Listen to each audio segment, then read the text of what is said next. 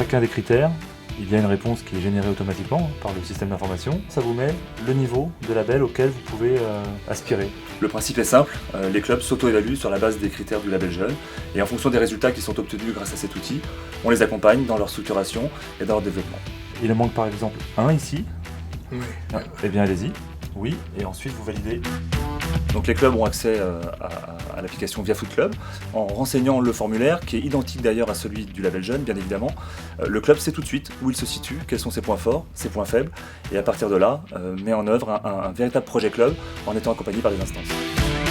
C'est un très bon outil autant pour les clubs que pour nous conseillers techniques puisqu'il va nous permettre de gagner du temps dans le diagnostic du club et du coup voir tout de suite les points forts et surtout les points faibles du club pour ensuite construire avec eux leur projet et les aider à se structurer. Je pense que beaucoup de clubs vont adhérer parce que c'est vraiment bien.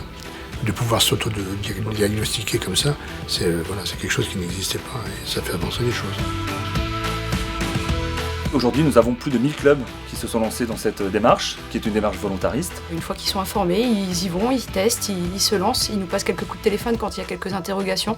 Mais pour l'instant, ça se passe très très bien, les clubs sont plutôt contents. Ça peut effectivement aider les clubs à bien travailler sur leur projet et sur leur dynamique. Donc moi je suis très très satisfait de ça.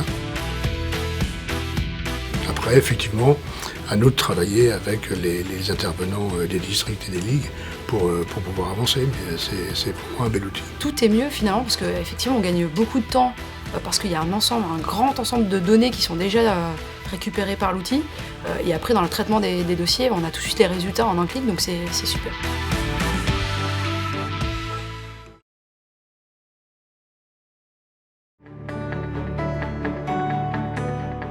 L'exploitation des données aujourd'hui, c'est un enjeu crucial pour toute organisation et toute entreprise qui souhaite piloter et développer son activité, gagner en efficacité et préparer son avenir. Alors la BI, c'est l'acronyme anglais de Business Intelligence. Cela représente finalement l'ensemble des outils qui permettent de visualiser, d'analyser et de manipuler des données dans le but d'avoir une vision la plus globale et exhaustive du passé pour pouvoir anticiper et conduire les actions de demain.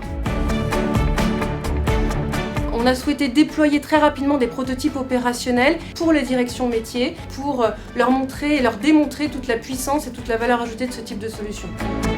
Par exemple, dans le suivi de l'opération Mon Euro 2016, avec le foot à l'école, on a une vue quasi instantanée du nombre d'inscriptions et on peut le retranscrire sur une carte de France. Ça nous permet de voir les zones où l'opération fonctionne bien et celles où il est nécessaire d'aller faire une action terrain. Les gains à mon niveau, c'est surtout la rapidité d'accès à l'information, la précision d'accès à l'information, c'est-à-dire que je suis capable à un instant T de donner précisément le nombre de licenciés sur une date bien déterminée et d'avoir la comparaison, donc l'évolution par rapport à la saison ou les saisons précédentes. On a mis en place un certain nombre d'indicateurs et tableaux de bord qui permettent de mieux connaître notre fonctionnement.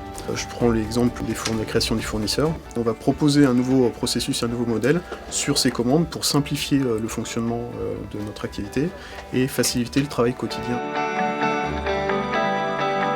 Alors si je devais résumer la BI en 3 mots, je dirais tout d'abord visuel. À travers les graphiques, la cartographie, ça permet aux hommes de terrain d'analyser plus vite les chiffres qui les intéressent. Simplicité, fiabilité, facilité d'accès.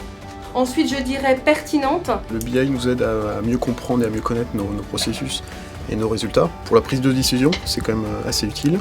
Et enfin, je dirais stratégique parce que tout l'enjeu de la BI, c'est bien d'aider concrètement au pilotage des objectifs et d'appuyer la prise de décision. Le BI, c'est une évolution technologique majeure pour la FFF.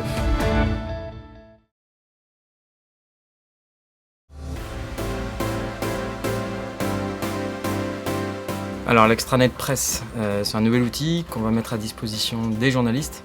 Chaque journaliste devra créer son compte, son profil, pour avoir après accès à tous les communiqués de presse, tous les dossiers de presse, tous les guides médias. Et ils pourront aussi s'accréditer à tous les événements de la Fédé, toutes les conférences de presse, avoir des informations sur les matchs. Donc ce sera vraiment un espace utile pour eux et aussi utile pour nous, parce que ça permettra de centraliser toutes les demandes des journalistes. L'objectif, c'est de leur simplifier la tâche, simplifier leur travail et leur mettre à disposition des outils pratiques dans leur quotidien. L'idéal, ce serait de lancer l'extranet en début d'année, en janvier-février, pour permettre à tous les journalistes d'avoir le temps de créer leur profil, avec l'objectif d'avoir le maximum de journalistes inscrits pour l'Euro 2016. Et pour la Fédé, en termes d'image, ce sera un plus qu'on va offrir à tous les médias. Ce sera, je crois, le plus bel outil de 2016.